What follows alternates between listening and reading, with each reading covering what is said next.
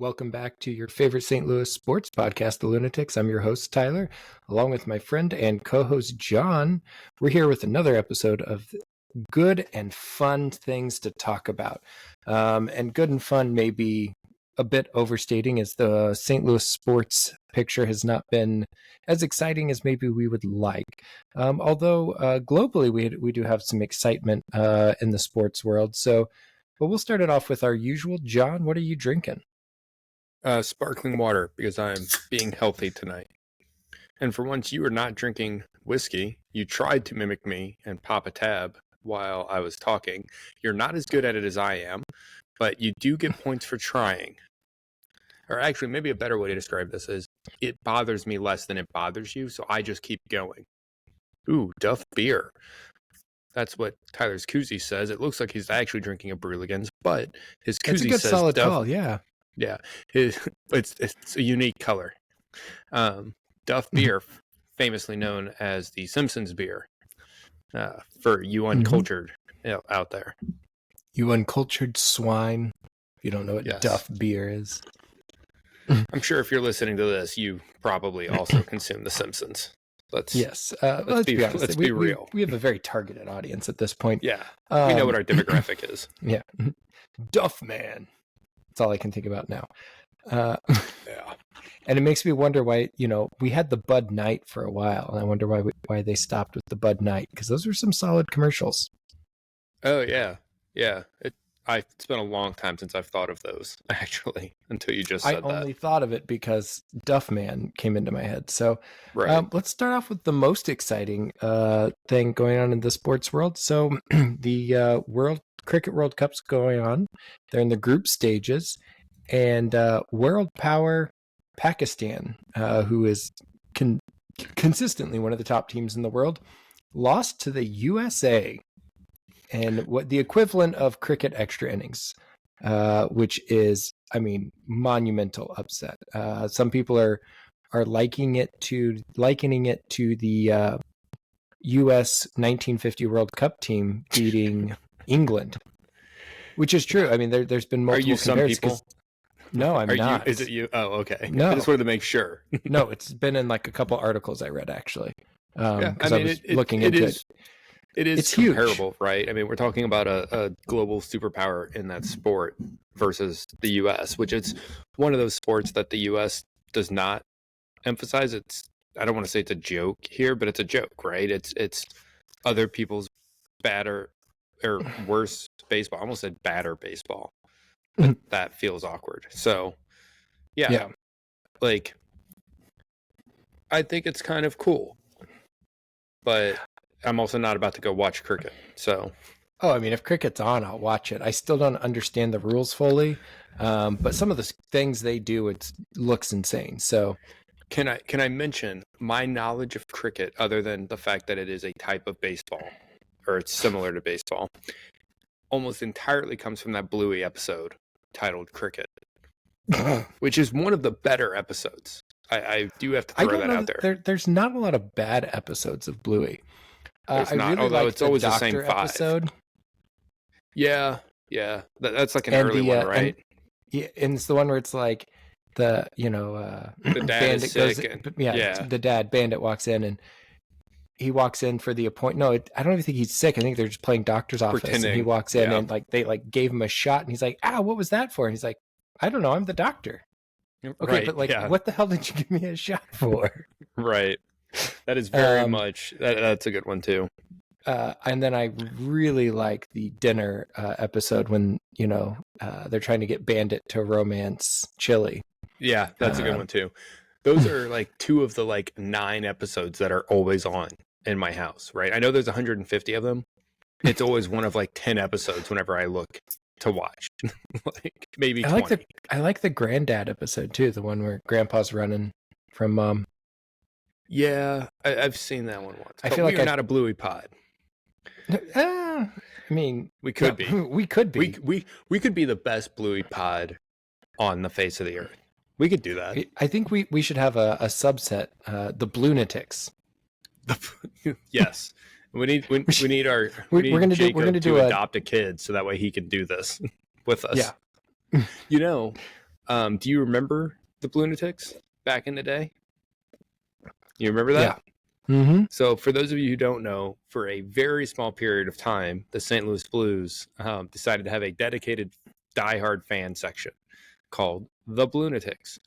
And Tyler and I and some of our friends decided we wanted to buy these tickets one night. The tickets came with a T-shirt.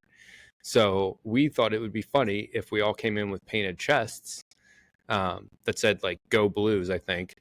Because if they wouldn't let us in, well, our tickets come with a T-shirt. Just give us our T-shirt and let us in. Which, by the way, that logic did work. They would not let us in. But until we did convince them to give us our T-shirts so we could go in.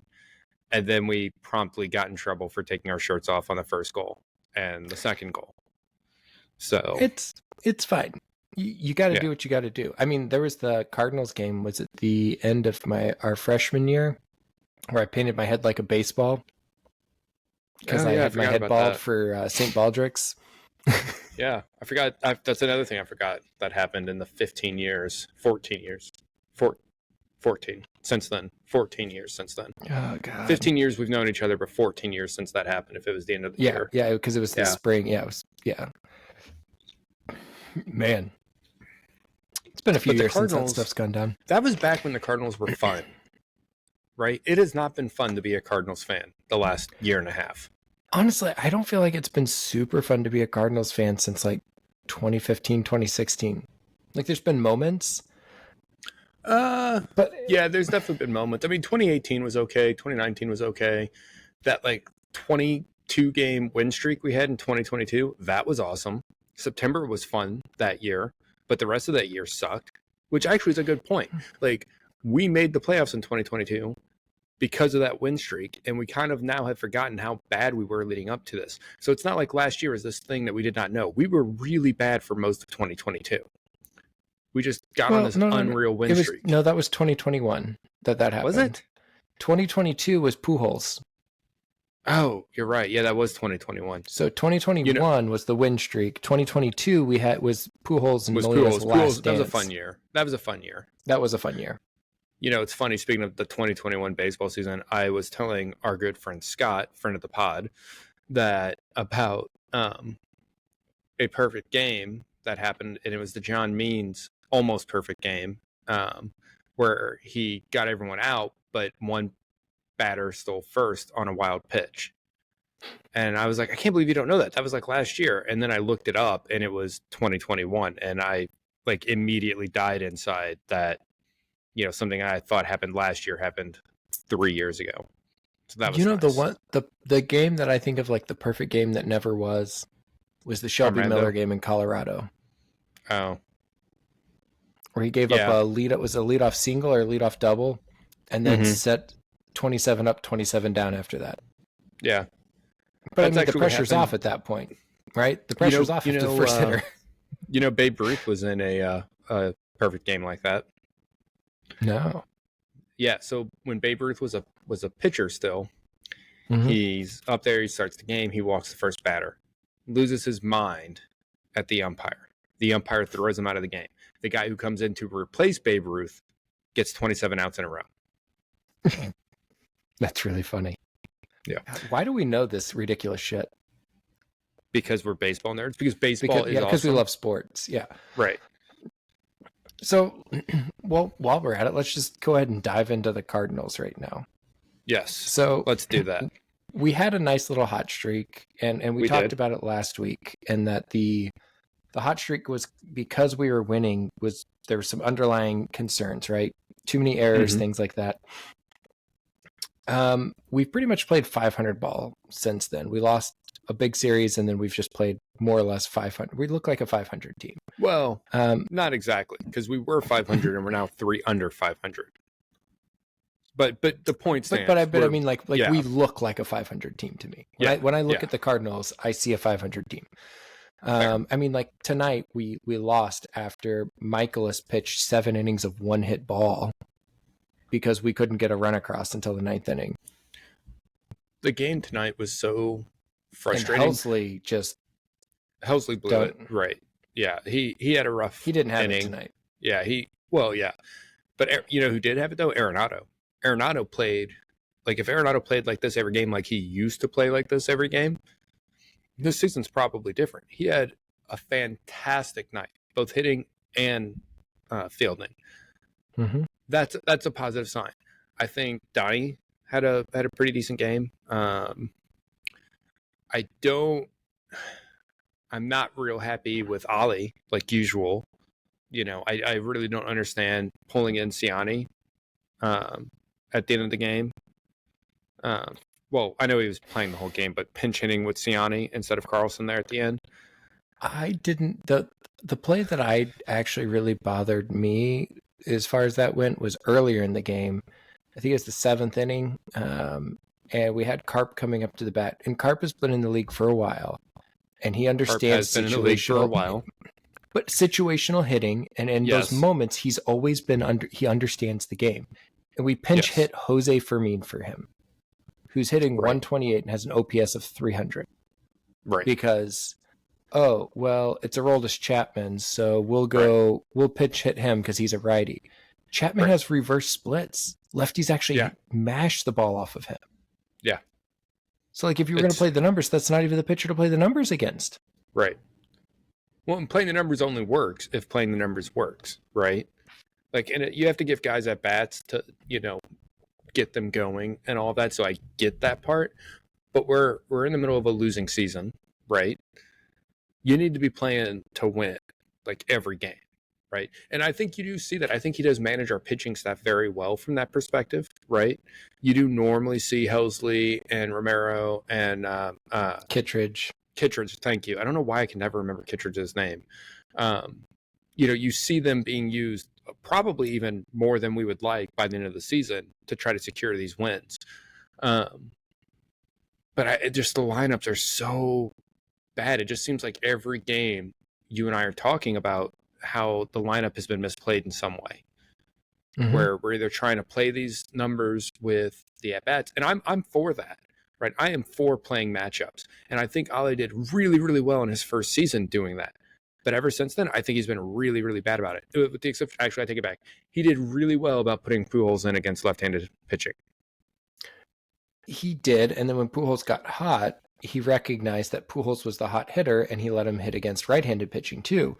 Right, and it's playing the guys that are playing well, but. I guess that's what I was looking at numbers, and it may be different now after tonight, but I think I was like on OPS, I believe Arenado and Goldschmidt are 7th and 9th on the team. That would be about where they were the last time I checked last week. I've got it up. I'll check it. Give or take, right? But you have 7th and 9th on the team, but they've been hitting for most of the season 2, 3, 4. Arenado jumped Donnie tonight, but he's still 6th.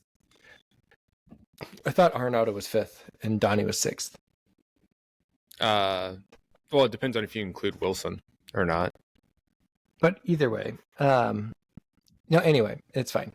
But what I'm saying is, when you look at that and you think about, we're paying what, 50 something, 60 million, just under $60 million for these two players, and we're not going out and signing other players. Like, those guys have to produce from a money standpoint, and I get that. But more importantly, I feel like, and don't get me wrong, Goldie was just riding a 9-game hitting streak, and Arenado's been playing better. But I feel like we potentially left them that high up in the lineup for a really long time when you've got guys. I mean, who are your 3 best hitters on the team right now? Because I can tell you who my 3 best hitters are. I mean, you already know the 3 best hitters on this team are, right? It's Gorman, it's Burley, it's Wynn. But I do have something. I have a bit of a hot take to tell you about these. I don't really mind Arenado as much because at least he is making semi-regular contact. He's not, his average isn't as good as it was a few weeks ago, but it's still fine. It's like 260 or something like that. I definitely don't think that Goldie should be batting 3rd anymore, right? And at what point do you say that, Tommy Edman comes back right now? Maybe it's not as big of a deal, but at some point this year, I think you say Burley is the first baseman of choice, right? Mm-hmm. Like, and I know that we're spending a ton of money on Goldie or Contreras. Yeah, how's Herrera been hitting? That actually has me thinking. I'm going to come to that later. Better than Goldie. So yeah, not that that's hard, but yeah, right. Not much better, but slightly better than Goldie. And like, granted, baseball contracts are heavily backloaded, right? Like you sign into this big number, and the expectation is like you're really only getting that value the first few years, especially for people that sign in their prime, like Goldie and Arenado both did, right? We fully expected by the end of these contracts they would be underperforming, the annual value of that contract. That's part of the deal you make. The problem is you do stuff like that so that way you can get a championship, you can be competitive now, and we really weren't competitive now, right? Yeah. So I don't know. Again, I think getting Mason Wynn into the leadoff spot has been great. I do appreciate that they didn't rush him into that spot and made sure he was comfortable, and I think that was actually managed really well. So I have no complaints with Ollie with the way that was handled. Sure. But the way Burley, and Burley's worked his way into the 2 spot, but in my mind, Gorman should be your 3-hole hitter right now. Yeah, I'd probably do that. Until Contreras comes back, don't we? We have him fourth right now. Tonight. He's been batting 4th, and Arenado's been 5th. Which Arenado does not like batting 3rd anyway. Arenado really hates batting 3rd. And Arenado has been doing really well at 5th. So I say you leave him at 5, and I think when Contreras comes back, I think he becomes your 3-hole hitter with Gorman 4th. I think Goldie's more of a sixth hitter at this point, 6th to 8th hitter. He's not. Well, that's if he's in the lineup, because remember, we just made a very correct, well thought out argument where Contreras or Burley are your first baseman. And I mean, honest to God, depending on the lineup, like I don't think we've ever used him there, but Gorman, I actually kind of like Gorman at first base too. To be honest, if your outfield is healthy and performing, that's a big if. Say Jordan Walker finally catches fire and comes up. So like in a perfect world right now, hit a second homer today. I did not see that, but that's exciting. So in a perfect world right now, players are playing to their potential. You've got Edman center, you've got Nootbaar in left, Walker in right. If you switch, you can slide Gorman to first. You have Burley as your DH, and you've got Donnie at second. Yeah, or you flip Burley and Gorman. I'm fine with either of them. I think. I don't. Yeah, but you could then they could have off days from the field. You've got but your DH first baseman is Gorman Burley. Yes. Yeah. That's the thing. There's definitely a hard conversation that I think it has to be had in Ollie's future when these guys start coming back. Right now, it doesn't matter because we have injuries. But once Edman's back, once Contreras is back, and Contreras is coming back ahead of schedule, that's a nice thing that we have not talked about yet, that he, by all accounts, like he's already resumed baseball activities, catching bullpen sessions way before they expected him to be. We're not going to rush into it. We're going to make sure that arm holds up, but like that's a positive. But once they come back, like I love Goldie. Goldie is very much the type of player you think of when you think of Cardinals baseball. Goldie is not playing well enough to be the starting first baseman, at least not offensively. Correct. And you've got Edman, like you said, Edman, Nootbaar, both going to be close to coming back. At the end of the month, we're going to have multiple guys coming back. And barring any other injuries, there's not going to be anything. So I texted you to remind me to ask about Lance Lynn and his impact on this team. You did. And the impact that I'm going to bring up is probably not where you think I'm going with this. So bear with me here. But earlier tonight in the game, we had let off the inning with 2 singles. So we have runners first and second. At this point, I think it was like the 5th inning is when this happened. We have the opportunity at this point, right? You would think, okay, Michaelis is dealing, so is Skeens. We got to generate a run. Okay. In my mind, I think sack bunt, and then you swing for the fences. Just make sure you get it into the outfield because worst case, they catch it, sack fly. You get a run, right. and at that point, it looked like that may have been all you needed. Do you think that the Cardinals didn't bunt in that situation because Lance Lynn would call them a fucking pussy? No, but I do love that whole clip of Lance Lynn calling that out is among my favorite Lance Lynn moments. And there's so many Lance Lynn moments that I love. But like, I don't know. Baseball is at its best when they're allowed to jaw at each other, when they're allowed to call each other out, right? You know, like I don't remember who it was, but like someone hit one deep, I think off Bumgarner when he still played for the Giants, and they knocked it into the bay behind it. And whoever it was, he pimped it. He like slowly walked to first, like watching it. And Bumgarner started like screaming at him, and the batter yelled back, "Well, if you don't want me to watch it, throw, pitch better next time. Go fish it out of the water." And I'm like, yes, like that is baseball at its best. That's sports at its best, honestly. Like, and I'm not a trash talking guy when I play, right? But like, I love watching other people trash talk. My daughter. I was a trash talker. Like I jawed at everyone in every sport I played. My daughter is that way. She's so bad, and I don't know where she learned it because I don't really talk trash when playing sports. It's the genetics I gave her. So there it is. There it is. Your daughter does that. Your daughter does that. That makes sense. Ewan does that. So it makes me wonder if you were actually the donor for that one, but that's fine. Ewan is mouthy. It could just be that kids who were born that week are just mouthy. That could be. That could be. Considering they're 4 days apart. Yes, that's exactly what it is. But so for those of you who haven't seen the clip, Lance Lynn gives up a little bunt single, gets pissed off, goes after the next three batters, like strikes all three out, I believe, or maybe there was one like pop out or something. And then as he's walking off the mound, like you can read his lips, and he's like, "You fucking bunt on me, you fucking pussy." Yeah, I know. That's like he is so pissed off. Yeah, that's Lance Lynn, right? That's who he is. But that's why we re-signed him, right? That's why we signed him. That's why we signed Sonny Gray, right?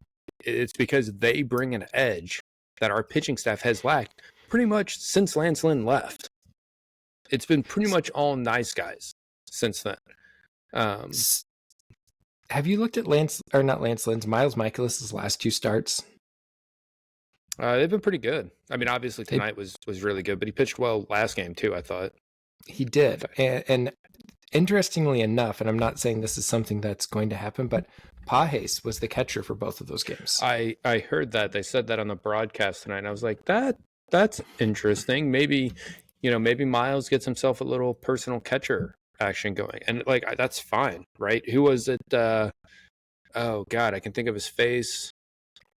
John Lester, right? Didn't John Lester have the personal catcher on the Cubs? The guy who was the manager for them. Oh my God, why can't I remember everyone's Ross? name? Was it Ross? Yeah, wasn't it Ross? Ross was like his personal catcher on the Cubs, something like that. Well, and Matt Morris had the guy too back with the Cardinals, way back in the early 2000s.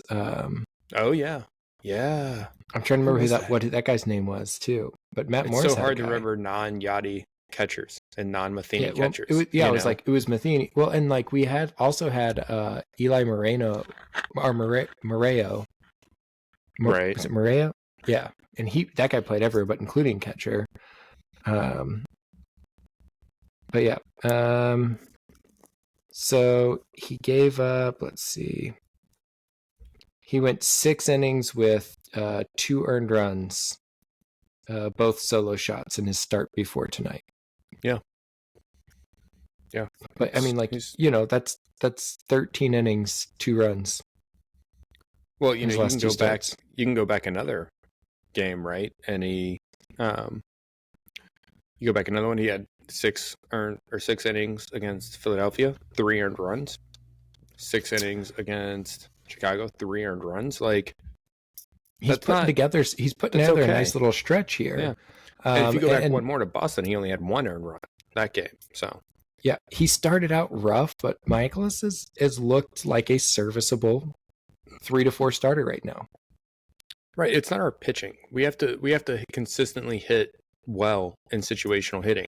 We have moments where it's like, okay, we can get a run going. Okay, someone just got a double or they got a single and they steal second, right? And no outs. And it's like, okay, let's put it together. And then nothing happens again. Like, I think Arenado got the third, like both times he got on base tonight. And neither time did he got did to he score. second the first time, and he got the third the second time. And that hustle he got the double third. Did he? Well, yeah, he ended up on third because Donnie ended up on second. And then because Nolan legs out a double, there's a wild pitch. Both of them advance, I think, or maybe Arenado advances on Donnie's single, and then nothing happens after that, other than Donnie taking second on a wild pitch. But it doesn't matter. The specifics don't matter. What matters is the fact that we see this every game, where we fail. And it's not even been this year. Like, that was a large part of our problem last year too, right? Was we had a failure of situational hitting. He got to third on the he got to third on the single by Donnie, so he went first to third. That's what it was. For some reason, I was just thinking he was first and second. Right. But that's where Carp strikes out swinging, Paje strikes out swinging, and then Ciani grinds out, right? Like, you have to put the ball into play. Right. And getting struck out back to back. And then the next time was in the seventh. So Gorman strikes out to lead off the inning. Then that's when Arenado had the legged out the double. Right. And then Donovan flied out, and then Arenado booked it on tagging up to get to third. Right. But at that point, there's 2 outs. So, like, whatever. And that's when Fermin hit for Carp. And I'm like, I would have rather had Carp hitting in that situation. And Carp's already seen the guy twice. Like, that's the point. I guess that's the point. That's stupid. Because they went to Chapman at that point. Never mind. Oh yeah, you're right. I don't know. It's frustrating. We have to hit better. I think we're pitching as well as I think the pitching staff is pitching better than we could have hoped, but we are not hitting as well as we had expected, and that's what's holding this team back right now. I think, again, and I've said it before, this team has to tread water and then needs a win streak, right? If they get a hot streak, they have a chance to make the playoffs because the rest of the NL sucks as well. And they're so only like if you game just out on the wild card right now. Well, exactly. There's 3 wild cards, and the rest of the NL sucks. So, like, if you can tread water, stay at close to, within a couple games, get one good hot streak, potentially make the playoffs. Now, that doesn't mean you're going to do anything. It just means your season's going to end 2 games later, because the way that's how I see the team. But, I just wonder, if they're close, right? You and I talked about it last week. Do they make something? Do they make a trade? Do they do something that maybe can push them over the top? I don't know that they do, and I wouldn't bet on it. But Mozeliak said bread and last butter week is that they're planning on buying at the deadline this year. That's their intention to buy. He did, but he was talking about incremental stuff. Well, he's because that's what he does. I don't think there's any incremental changes players that you can find or whatever that are going to push them over the top. I mean, maybe I'm not disputing any of that. I'm not disputing any of that. But like your original statement, like talking about him trying to buy at the deadline, that's his plan. But it's not what buy we significantly. Want. Yeah, he's not going to do that. Because so I heard this on the radio today. And so I'm going to steal a little bit of information, but I kind of want your thought on this. This was on, I think it was on BK for 101 ESPN, because that's the only thing you listen to on the radio. Yes, please continue. Well, yeah, whenever I'm driving, it's the only thing that my truck's ever on. Anyway, so BK, I think it was on BK and Ferrario, but they were talking about, is St. Louis ever truly been a destination for free agents? Oh, you're talking about the Athletic article right now, where that's coming from. So that's what started their talk. But then they got into depth, and they did a deeper dive on the Cardinals. So like the Athletic released, like they polled people, and the Cardinals were not anywhere on anybody, like we're not on any player's list as a destination place. I think players these days, I think players always want to play for an organization that's currently successful. I don't think they necessarily want to play for a historical organization that is not playing well right now. I think players also want to play somewhere that has a nice climate, which is not St. Louis. So like I was not really that Correct. surprised And by so it. this is where I say, but has St. Louis ever been a destination? And I say that because you listened to the radio and they talked about it. Please continue. They talked about it, and I immediately my mind started swirling, and they listed some of the players, and I was like listing off all the other ones I could think of. I'm like, it makes sense, right? It's okay. What big free agents have we attracted in free agency to St. Louis since the late 90s? Off the top of my head, obviously Sonny Gray, and then who was Contreras, and then behind that is where I start to struggle. But so many of our players, before have not. But there's two parts to that. So here, this is where it is. Well, let me say the method. No. Hold your thought. You're probably just going to say what I was going to say, but it's fine. It's okay, because I got to say what I got to say too. You got like 3 minutes of just a monologue there.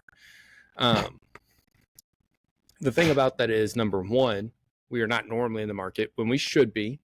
We are not normally approaching people, so you do have to take that into account.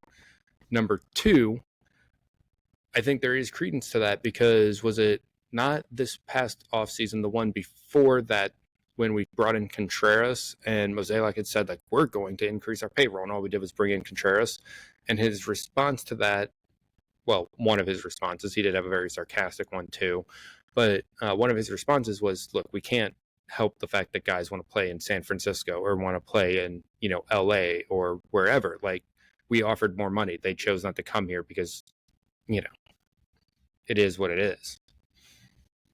Anyway, please continue. So, but what has been our way of getting big established players to St. Louis? We've not really.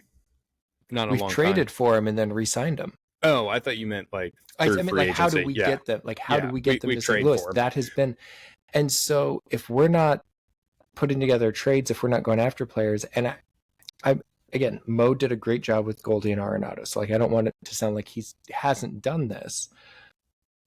And he then these players come to St. Louis, we convince them to re-sign because they're committed to the team, they're committed to St. Louis. A lot of it is playing in front of a sold-out stadium or a stadium that's mostly full night after night after night is really nice, right? St. Louis baseball is a baseball town. If the Cardinals are playing even decently well, it's all the city can talk about. Even last year, it's all the city could talk about. We just didn't want to go to the games because the product was trash. If this Cardinals team was 4 games above 500 right now, I think the stadium would be packed. Like, they don't have to be that great, but like they've been consistently at or below 500 for a while. So what we were looking at it, right? Like 2020, technically we did enough to get in. Yeah. 2021, we huge playoff field that year. Yeah, 2021 we only got in because of that September run.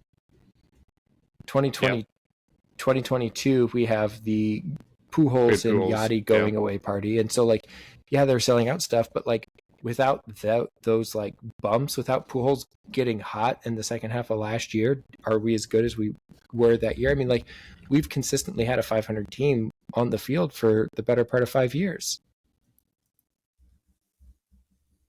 Well, let me ask you this. Where is it at? I'm trying to look up the exact one.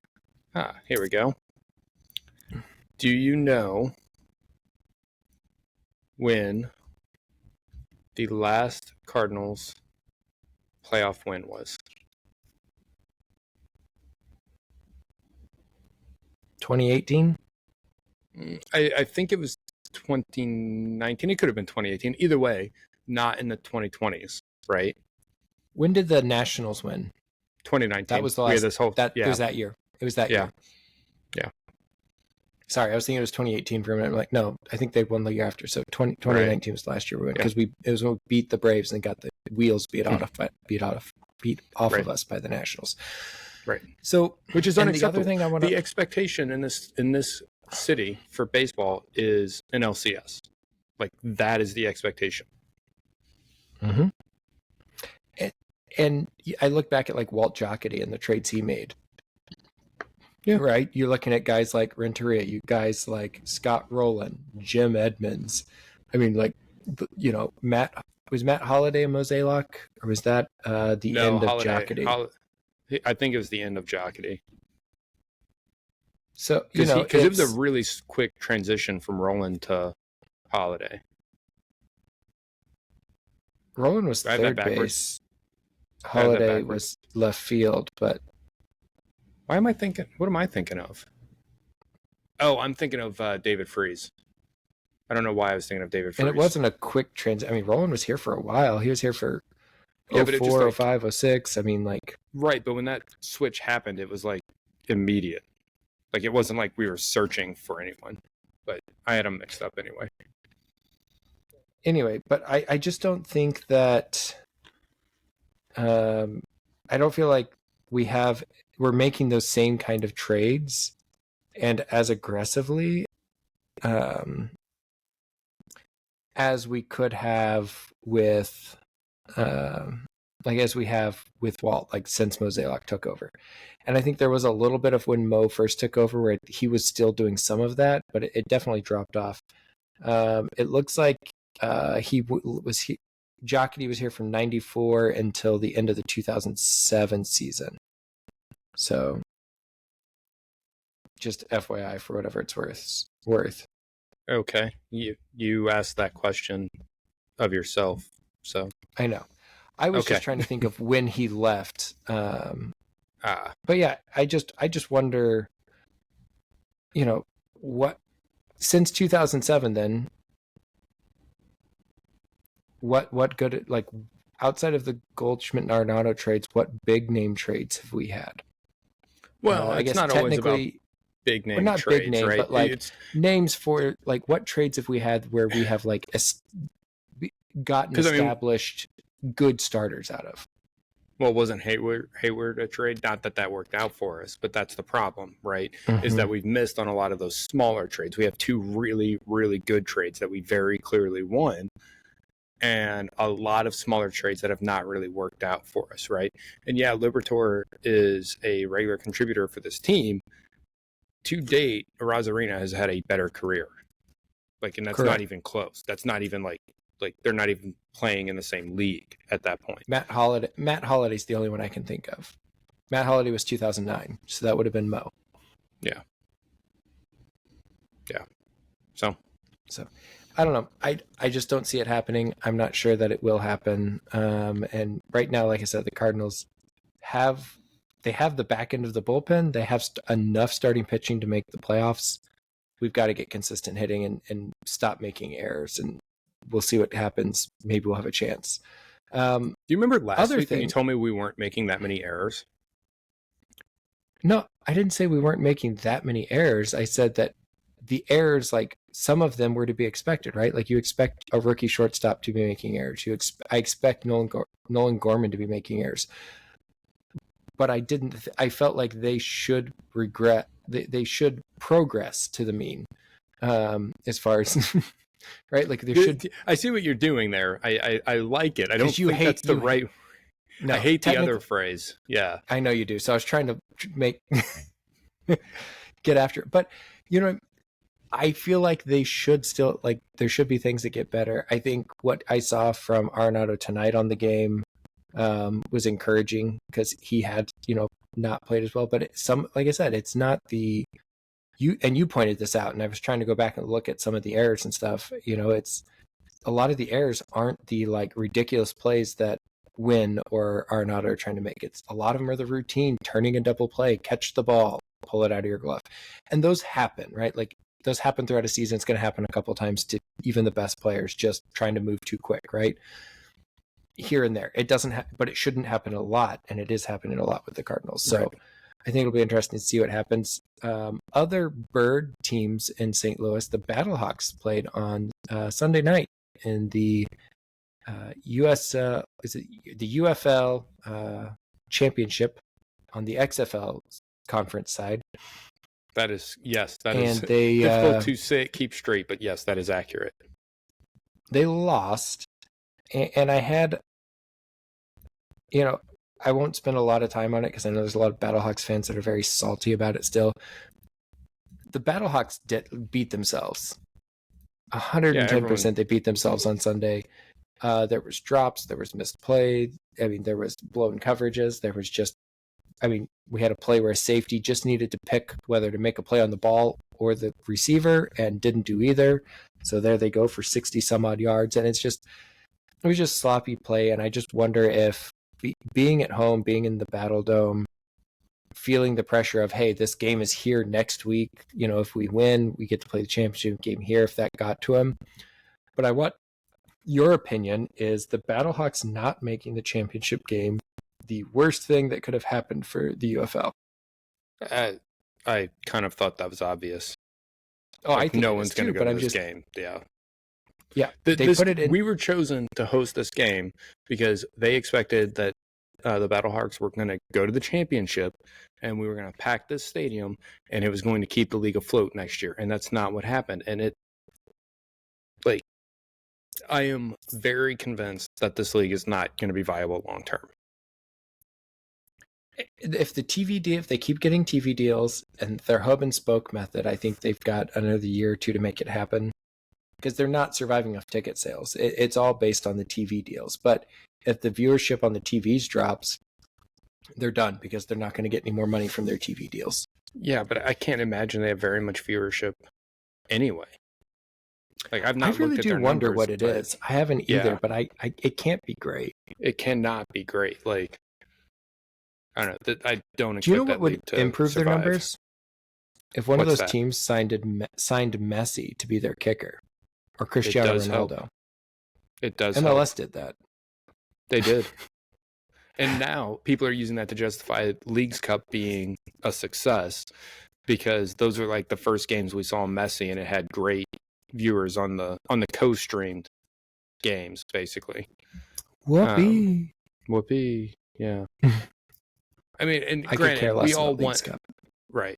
We all want the league to make money, right? The league has to make money. It has to be viable. If we want better players to come here to play, we have to be able to pay them. So it has to be a financially viable league, which is a great question I want to ask you on another night when we have more time. But yeah, that, it's working for the league.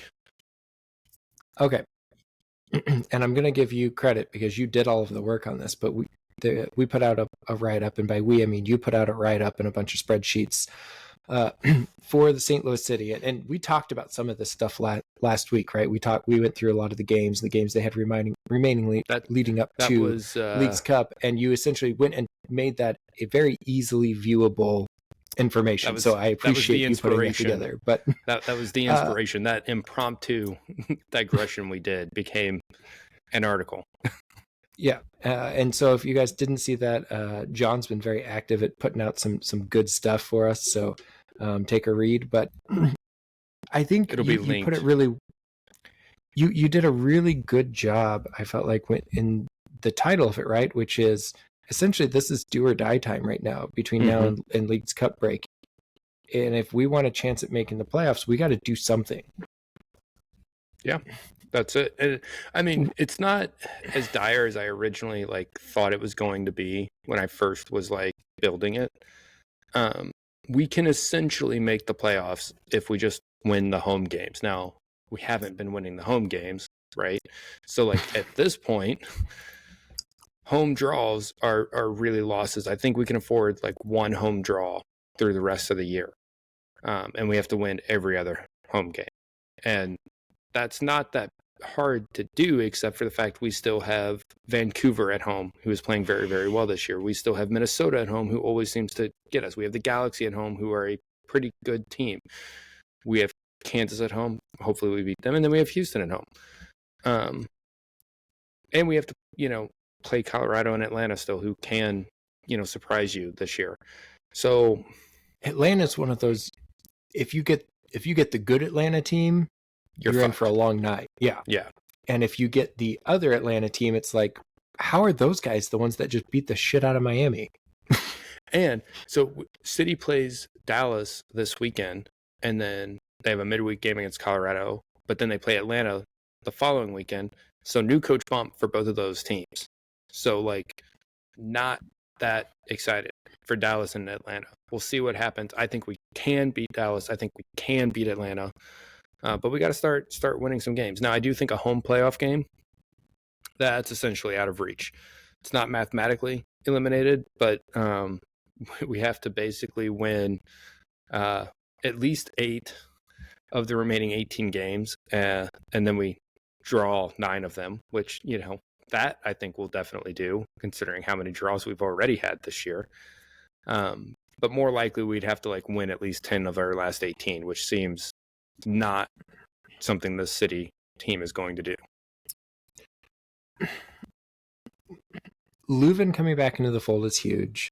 Helps a lot. Losing Alm hurts as much as Leuven coming back helped, right? Not quite as much. I think Leuven coming back is still a bigger bump than losing Alm, than the loss from losing Alm. But as far as just having, like, if Alm had not gotten hurt and Leuven was coming back, I would feel much more confident about our chances right now. Yeah. And the other problem and that I have with this left back is a big problem for this team. Left back is a huge problem for this team. And I like Marcanic and I want Dewar to be good and I like Hebert, right? But like none of them are the long-term answer at that position. But I think like the thing about Ostrak and Alm, like, and I had kind of mixed feelings about this. So if you read, there was an article put out on MLS.com yesterday, maybe, that talked about like mid-season grades, and I think City got like a C-, and I was like, okay, yeah, that's probably accurate. And there's a line in there that said, Rasmus Alm and Thomas Ostrak have not been good enough this year. And I'm like, they've been some of our better players, but like if all you look is at the goal sheet, then yeah, they probably haven't been good enough. But that's not my problem. I don't put that on them. I put it on Klaus for skying every other ball that gets to him, right? And like if you go back to Big Sam trying to take a shot with no angle. Right. which and Big Sam made like 4 of those in a row between last year and this year. So now he thinks that he can do that every time. And no, that's a fluke, right? Like that's an impossible shot that only you have made more than once in your life. But like you go back to this last game we played against Portland, and it's like, okay, Klaus, he gets that one that he's a foot offside on, and it's like, crap. Okay, that's gonna happen, sure. But then you've got that other one that's an excellent ball delivered by Leuven to Klaus in the box, and he's got the goalie beat, and he can't get to it, and he's inches from it. And you can make the case that like, okay, if Klaus wasn't freakishly tall, like if he was an average sized person, like he's not, it would not look as close. I don't think he's that particularly tall for strikers though, right? Like there's a lot of strikers that are over 6 foot tall. So like you're the DP striker. You're the second highest paid player on this team. In fact, he's the only out and out DP. We don't have to make Berkey a DP. We don't have to make Leuven a DP. We have other mechanisms to take them out of that status if we wanted to. Klaus is the only player in this team that is a true DP, and he's not producing at that rate. And I love Klaus, I really do, but we have to also come up with a solution at striker, because Sam is only really good at one thing, and he hasn't even been that good at it lately, which is kick ball long, run fast. Yeah. And if that's working, like I'm not going to complain about that. I want to win, right? I care more about winning than I do aesthetically pleasing soccer. Having Leuven back, I think, increases how valuable Big Sam is, because he can play accurate long balls over the top. Right. Well, and I think that's what makes Leuven so good in general. And it's not even just the accurate long balls. It's the fact that of all the players on this team, only Berkey has a better idea for like the right pass to make every time. Right. And Berkey, I think Lutz has said it, that he's the the first attacker versus the last defender. And Berkey makes very good passes. He's very strong in distribution. And I think Leuven is that way too. Like Leuven, he always seems to know what the best outlet is going to be for him, both in the short passing and in the medium to long passing. But it's his medium to long passing that really sets us up. So, and I think that his free Klaus kick ability. and his free kick ability. God, if we were 6 inches. Oh, not even that. Oh yeah, not even, because it came off on the inside because it deflected into the middle. Right. And I think he said that he kind of knuckleballed it. He tried to do so, like, it didn't have a lot of spin. So if it had just a little bit more spin, or if it had been a half an inch to the right, momentum's carrying it in. Oh yeah. And then, of course, you've got the, I shared you a screenshot of someone who was upset that Parker was in the box and trying to take that shot off the rebound. And I mean, on a rebound, it's just chaos. You don't know where it's going to go. No. And I do agree that if that had been any of our forwards or mids who you would think would have this, you don't think they would have made it? No, I think Klaus skies it three rows deep in the supporter section. Right, but you don't think Celio buries that? Oh, Celio buries it. Right. But I wouldn't say any of our people. That's fair. I think, Durkin would either make it like the most insane looking goal that's ever been scored, or it'd be in the second deck. Yeah. Right. Yeah, it's going to be one of those two, right? Kojima would have just like slid tackled that into the net. Oh, God. But we need the problem is you have to have, you need your big bodies on free kicks, right? You and I talked about it. If you don't have big bodies on free kicks, you're not getting rebounds. Right. Period. Right? Because that's just not how they work. And Kojima, I think he's impressed me. I've enjoyed watching Kojima, and I think he's carving out a nice little spot for himself. But that doesn't fix our striker situation. We need that, like, we need the guy who can go for the jugular at a striker spot and do it and actually hit the jugular. Kojima's a 9-game solution, right? Mm-hmm. And maybe even only an 8-game solution, because if his work visa gets approved, Toyer can come and start practicing immediately, or whenever he feels like. And so in theory, he could be eligible for the game against Kansas in July. And once he's here, I think Kojima is the obvious person who's coming out of this lineup, right? That started against Portland. Can you see a situation? This is a question I wanted to ask. Can you see a scenario where it's Klaus that's pulled out? No. I mean, yes, but no. I think Toyer pairs up with Klaus. I think initially it'll be trying a 4-4-2, or the 4-2-2-2. You know what I mean? And I think you pull Kojima out and keep Indy on the right. And I'm not saying we don't eventually go to a single striker look with Toyer, but I think that part of what they liked about Toyer is that as far as a striker goes, he has really good passing stats, and I think there's this hope that he's going to spring Klaus in the box really well. But then as an attacking midfielder, he has really good goal stats. So I think they're going to kind of use him as kind of a shadow striker, in that sense, kind of a second striker where he's a little bit of both. They wanted to fill into the Gioacchini role. Right. But because Gioacchini did a lot of that. Yes, for Klaus early on in the season. Not later in the season, but early in the season he did. Mm-hmm. And I think that makes sense. That is what this team is missing, is finding someone who's going to make that good line breaking pass through the center backs for another attacker to run onto and have a free shot at the keeper, right? Yeah. That's what we've been missing this year. Well, and again, my biggest concern is still Toyer's going to come in, he's going to do that, make those passes, and if Klaus can't get out of his own head, who's putting that shot on goal? Well, if you go 4-2-3-1, it's Kojima. Because Kojima has excellent attacking instincts into the box, which is amazing considering he before, like, that Miami game, he'd only played as attacking midfield like once or twice in his life. I've enjoyed watching him. I've enjoyed watching him play a lot. And same. You and I have talked about, and you've brought it up more than I have, but I think you've liked the idea of potentially moving Celio into the middle at times, depending on who's on the field.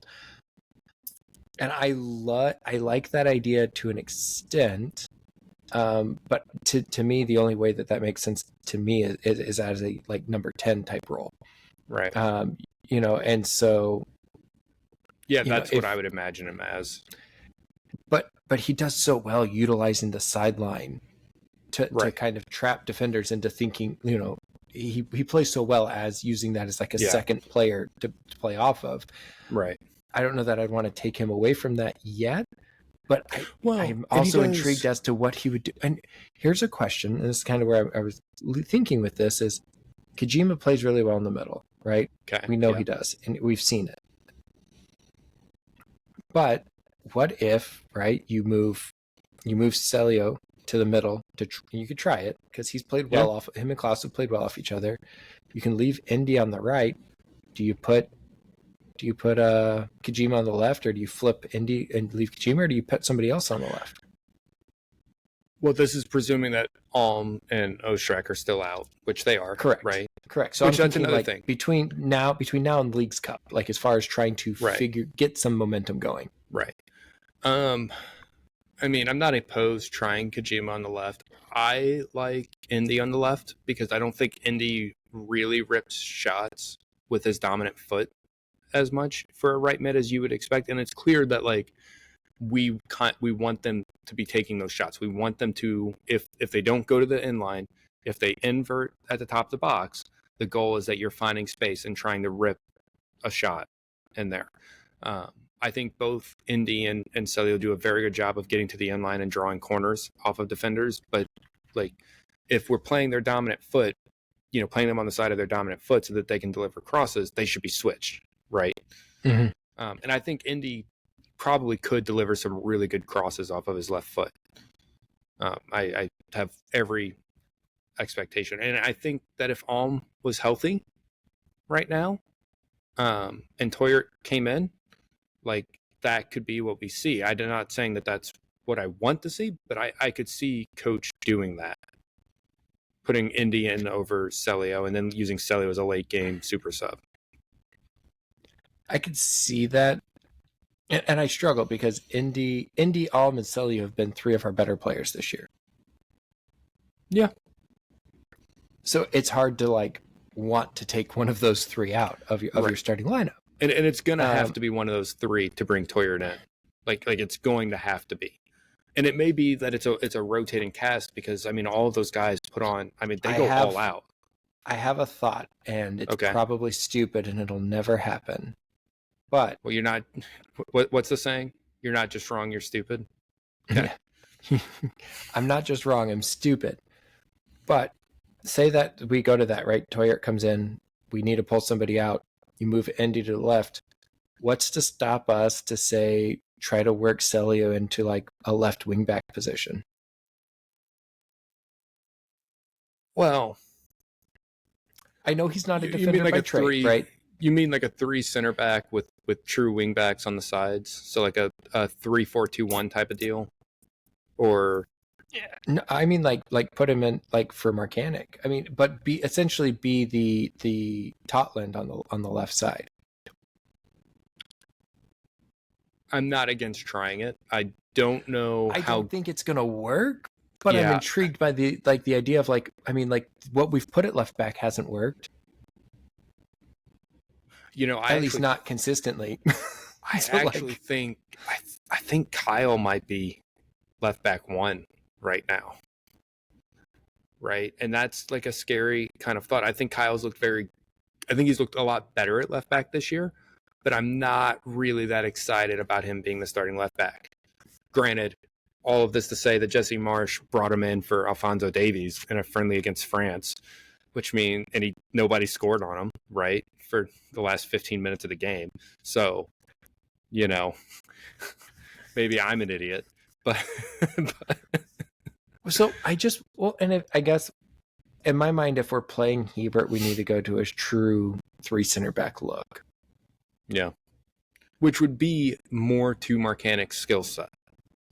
And it would be more... but you could also bench Marcanic when people are healthy. You could bench Marcanic and put Celio there if you have a true 3. Well, yeah, that's why I asked, because, but like if we were to do that, I think like I would almost expect or want to see Marcanic given that chance first, because I think that a wingback position suits his skills more than a fullback position. And I agree. And I guess that's the problem is we don't have a true left fullback, at least not that's been. And Marcanics had games where he's looked great. And then he's had games where he's looked like absolute trash. And that's the problem, right? You have to be consistent, especially on the back line. And I'm not saying that like all of our fullbacks are, rock solid every game in and game out. Nielsen and Totland are always where they're supposed to be. I have no doubts that those guys are going to be where they're supposed to be. The only reason Nielsen typically gets beat is because, he's in more or less the right position. But if he is not like, 2 steps ahead mentally, he doesn't have quite the quickness. Right. Totland doesn't even have to be quite in the right position, but he's so fast he can make up for it. Right. Well, and that's the fallacy of being a defender, right? If you're, good in your positioning because you're slower, right? If you are looking at the wrong thing at the wrong moment, right, you're going to get burned by someone who's quicker than you. But on the reverse side of that, if you're a player who always relies on being the fastest person on the team, right, like you can easily be caught out. And because everyone is somewhat fast at this level, really, like you compare, like when you watch them, they may not be as fast as each other, but everyone is fast enough that you don't have enough distance. I mean, to not catch everyone's up to as fast as Paintsill. Yes, not everyone is as fast as Paintsill. But, and that's kind of the issue, right? And that's why I think Nielsen's career is probably going to last a little bit longer than Parker's, is because Nielsen's game is based less on speed. It's based more on positioning. And by the way, all this crap I'm seeing on Facebook about concrete cleats Parker, like that just drives me insane. Oh, I agree. I think people don't realize how much ground that guy covers every night. Right. And how quickly he does it. Right. It just blows my mind every time. And it's like, anytime you see our center backs hauling ass, trying to keep up with like someone sprinting, it's not their mistake that's causing them to sprint backwards. It's a mistake in the midfield or in the forward line that is allowing someone to be sprung. Yeah.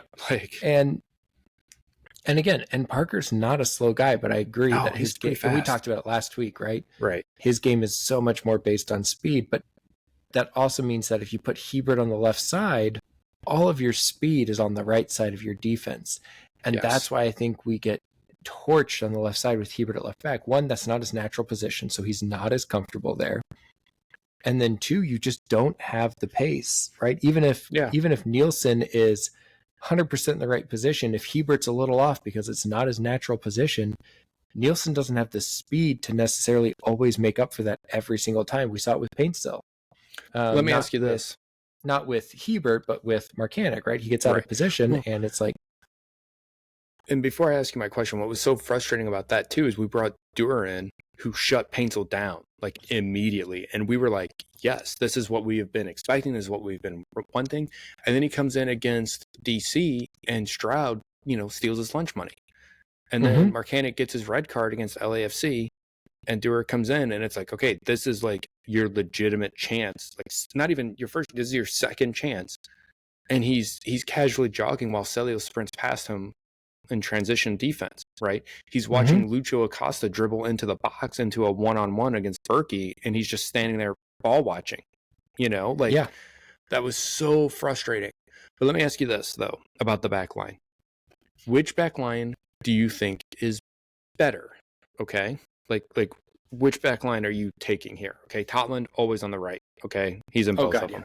Yeah, ignore that. But do you think it's Marcanic, Nielsen, Parker? Or do you think it's Hebert, Parker, Yarrow? Oh. Because the question is, would you rather have Hebert and Marcanic and then lose Nielsen for Yarrow? Or do you I am more inclined to think that I think our better lineup is Marcanic, Nielsen, Parker, because I can't really justify taking Nielsen out if he's healthy. It's tough because of, I think it honestly would depend on who you're playing. Yeah. How fast their right winger is. Because if you have a faster lineup, the Yarrow Parker line has a better chance of keeping up. Yeah. And while Hebert is slower on the left side, having Parker over there helps a ton. Yeah. And I think that's a chance. Again, But on the flip side, I mean, like Nielsen, and I don't know that he could. I don't know who else do you try at left back at this point? I guess is what I'm still trying to figure out. Because I have an idea, and it's not even an original idea. We saw it a couple times in preseason. We saw it, I think, once earlier this year, and we saw it against Portland. And that's Akil Watts, right? Who, great mindset guy, comes in every day, works his tail off, is just thankful to be here, right? And he's a guy who's reached some success with the youth national team. Like, clearly his career hasn't developed into what it was thought it would be. And had a lot of success for us at right back last year. Right.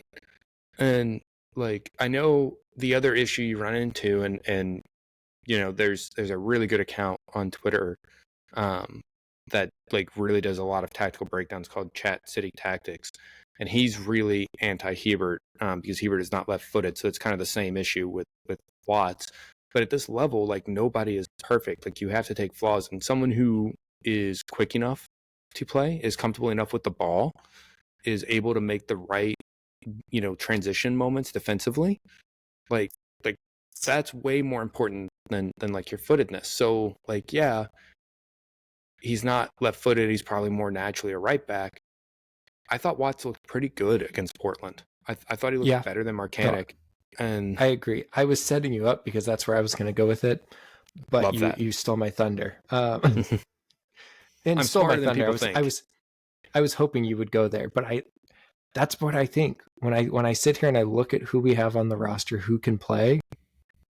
To me, Akil Watts is the clear person that should get a chance right now at left back. Yeah. I'm not saying he will keep it, but I think you have to at least give.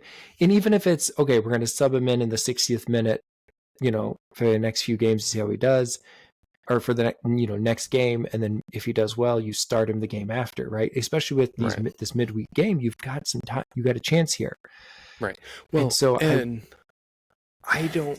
we don't know if Kyle is going to be on the Copa roster for Canada or not, right? He played well against France, and he's, you know, they did not have a lot of time to install a pressing system, but they're going to, because it's Jesse Marsch. So like, that's what they're going to do. Even if they just learned it this month, that's what they're going to do. And he can play left back and center back. I really think he is going to be on that Copa America roster. I was surprised he was back at practice this week, though. So I don't know if there's a gap before he has to like fly out again or something, if he is called into it. But if he's gone, especially like I think if Kyle is here for through the Copa America, like, I don't know if Watts gets that chance. But if Kyle is gone at Copa America, I think Watts probably does get that chance, and I think he's deserving of it either way. I really think he might be our best current option, and I want to see more of that.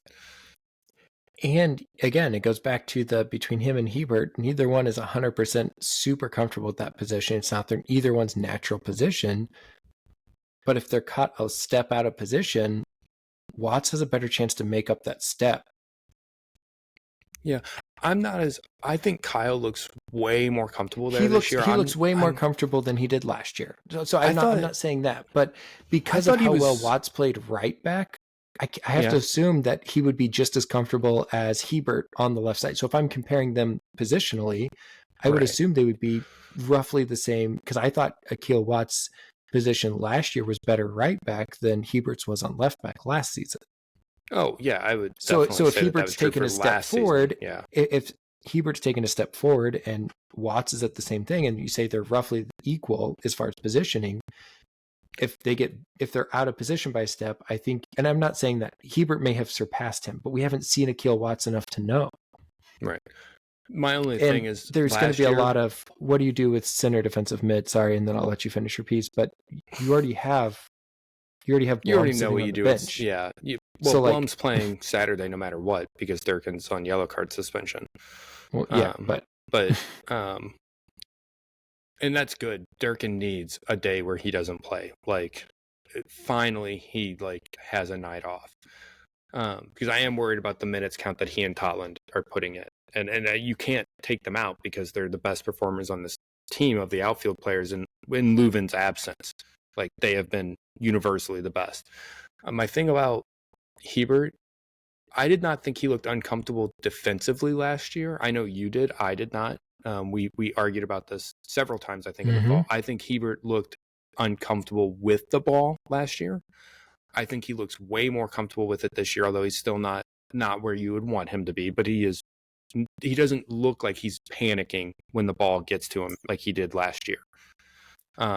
But that's to say Watts, who was originally a midfielder, is still way more comfortable with the ball than Hebert is. And, yeah, it's a little bit different in how you shift, the attacker with your body and stuff like that, and where you move the ball, etc. And especially if you're a right-footed left back versus a right-footed right back, you have to work some of that stuff out. But yeah, I